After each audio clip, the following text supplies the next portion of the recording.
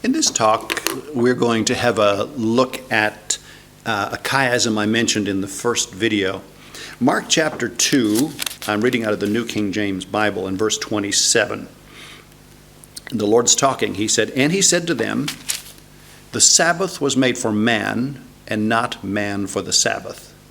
Now, this to me looks like a doublet, as it's rendered in English. And we're going to talk about this multi-language rendering and so on. So let's come back to our basic definition of a chiasm. And a simple chiasm, any chiasm, the first component corresponds to the last, the second to the second last, the third to the third last, and so on.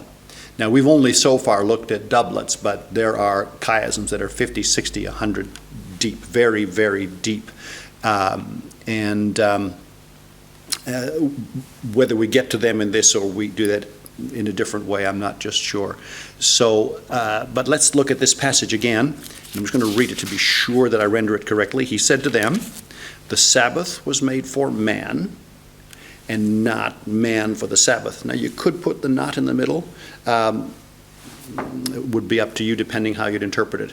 But what you see is Sabbath, Sabbath, man, man. So that's a chiastic statement. Now you say, well, why is that there? Why did the Lord use that or whatever? You can actually look at the original documents as we have them, or at least transliterations, and you can see the same order of Scripture, the same order of text.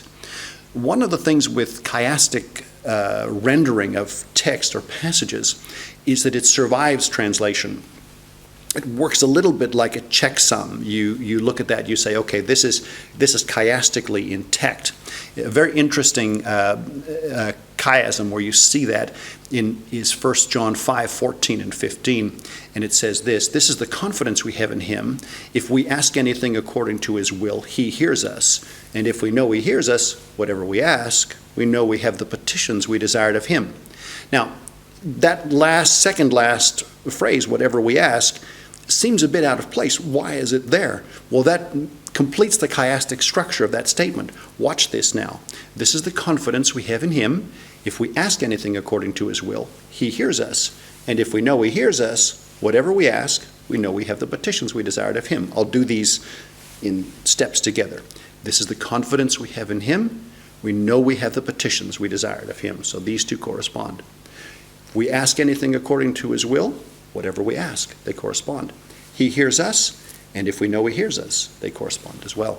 So that is that chiastic relationship that you have, that left-right. So that survives translation. It also allows you, in some cases with more complex chiasms, when the topic material is different on the left-hand side than the right-hand side, to relate them and to find out how they work. So let's get back to this one. And this is actually part of a nested chiasm, it looks like, which we might talk about at a later time. And this is the first biblical chiasm that you normally hear about when people talk about this topic. So this is the Lord talking. He said to them, the Sabbath was made for man, and not man for the Sabbath.